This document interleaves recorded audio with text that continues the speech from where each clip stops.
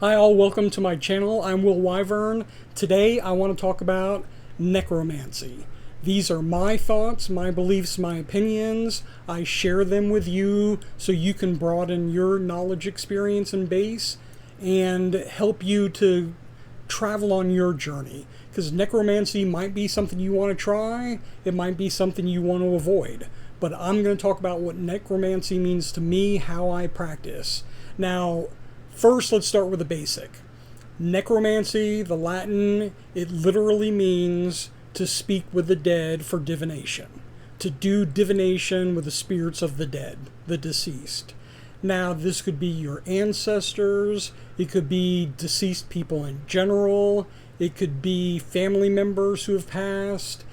Anyone who has passed, you are using magic, your tools, your gifts, to ask them either to interpret what's happening or what is going to happen, to predict the future or to give you guidance with what's going to happen in the future or what is happening now.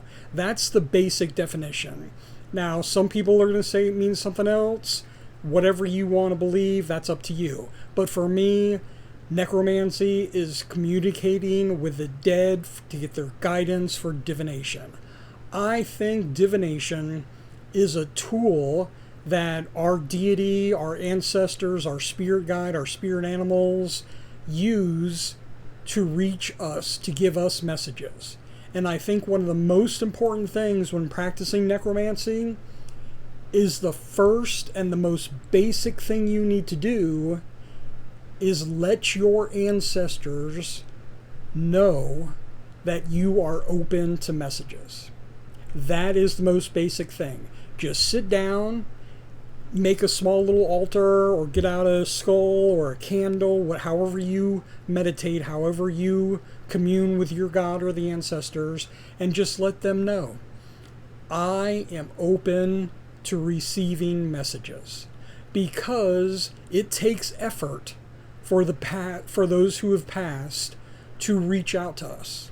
And they don't want to extend that effort, or they don't want to take that energy to communicate with you if you're going to shut them out, or if you're going to be frightened, or if you're going to be, scared. If you're not open to receiving those messages, and if you don't let them know you're open to receiving those messages, they're not going to try to communicate with you. And that's fine. Some people don't want to get messages from loved ones who have passed. Some people don't want to get messages from their ancestors. Some people do want those messages. So whatever you want, just let your ancestors know. And you can do that also. You can tell your ancestors, hey, I love you, but I don't want messages from you in the middle of the night, or I don't want to see visions when I look in a crystal ball or crystal skull. Just let them know, hey, I'm not comfortable with that. But if you do want to receive those messages, you need to let them know. Because whatever else you do, if you haven't let them know that the gateway to communication is open, they're not going to step through. They're not going to try to reach you or communicate with you. Now, necromancy has kind of evolved and changed over the centuries or millennia, because some scientists believe it goes back 10, 20, 30,000 years for the earliest examples of necromancy. And back then, what people did, they knew the elders had knowledge. They knew the oldest ones in the tribe or city or town or wherever they lived. They knew the elders had knowledge from experiences, from hunting, from relationship with other tribes, other groups of people.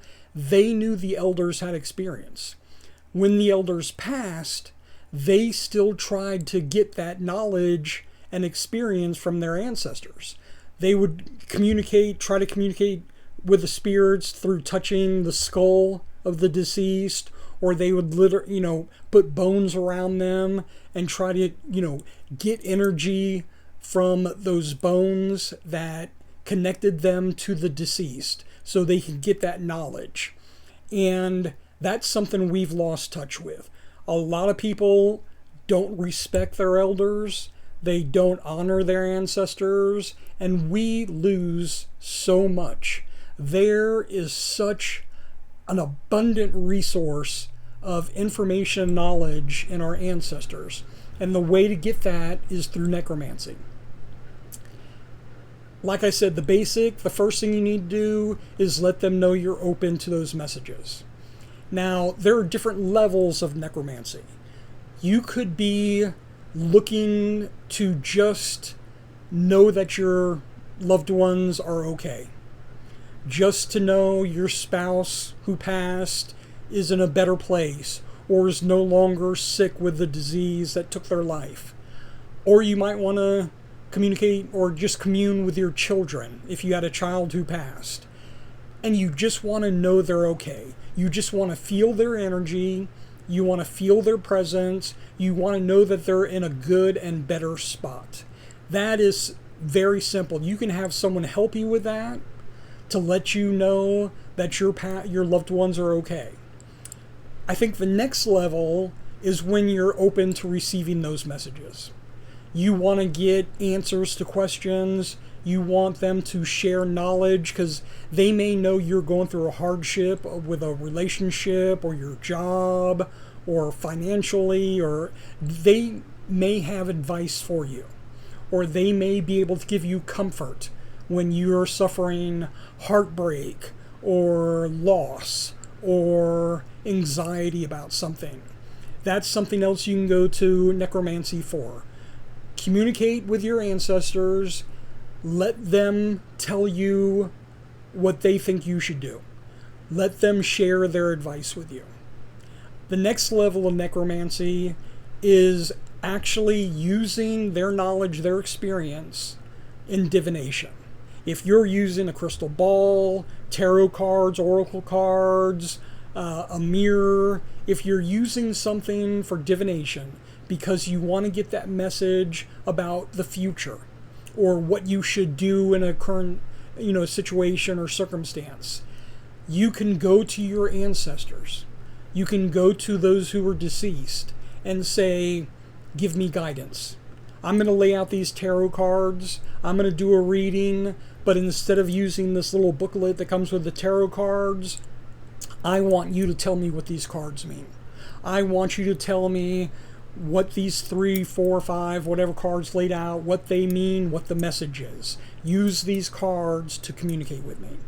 Or if you're going to look inside of a crystal ball, look inside, gaze, be open to what they're going to show you. Tell them to show you what you need to see, what you need to know, what's going to help you.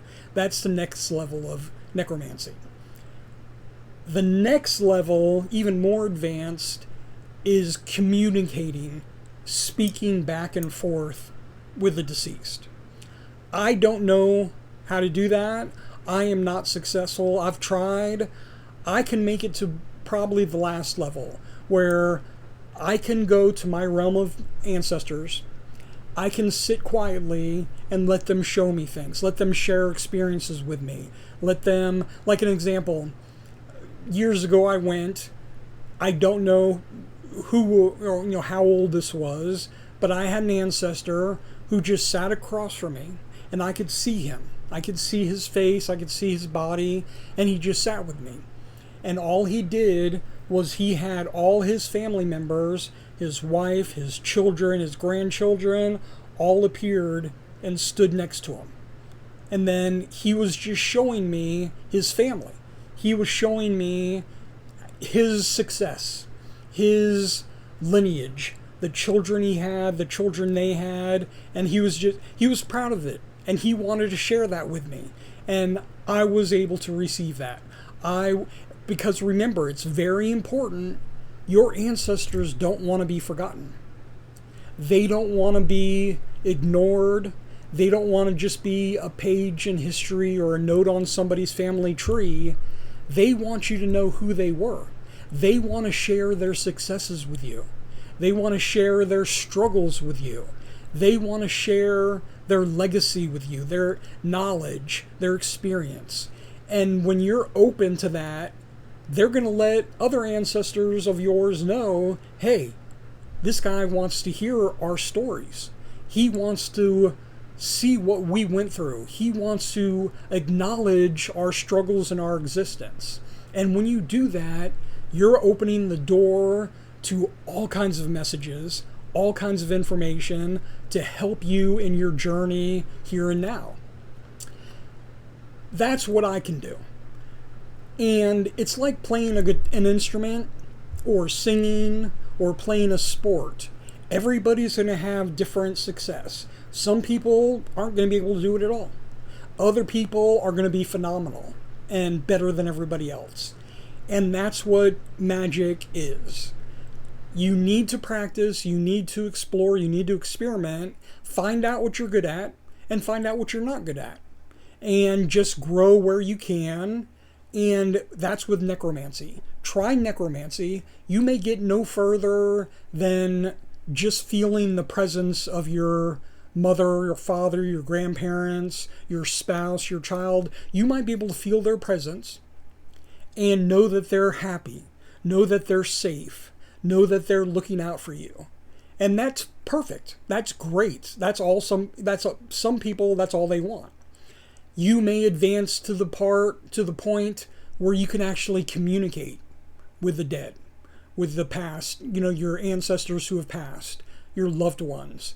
And there are people who can do that. I can't. So I can't really give you instruction on how to do it. Again, it's all about letting them know you're open to that communication, letting them know you're willing to receive that communication. Now, there are levels beyond that where some people have the ability to influence the deceased. To me, that's not good, but some people use that ability to persuade spirits who have passed to give messages to other people. Some people call that dream talking, where you contact a deceased, a spirit, and say, hey, I want you to convince this person I'm the best one for the promotion. Or I want you to convince this person that they should try to have a relationship with me. Or I want you to convince this person that they need to stop, the loud noise they make every night. Whatever. Some people do that. Some people think it's okay. I don't have that skill. Now, what I have done in the past is when I've received a message and I think this is an important message to share, I ask my ancestors, hey, can you reach out to the ancestors of this other person and just say, hey, I think you need to share this message. Or I think, hey, I think, you need to let this person know that you're available or you're willing to speak to them or help them.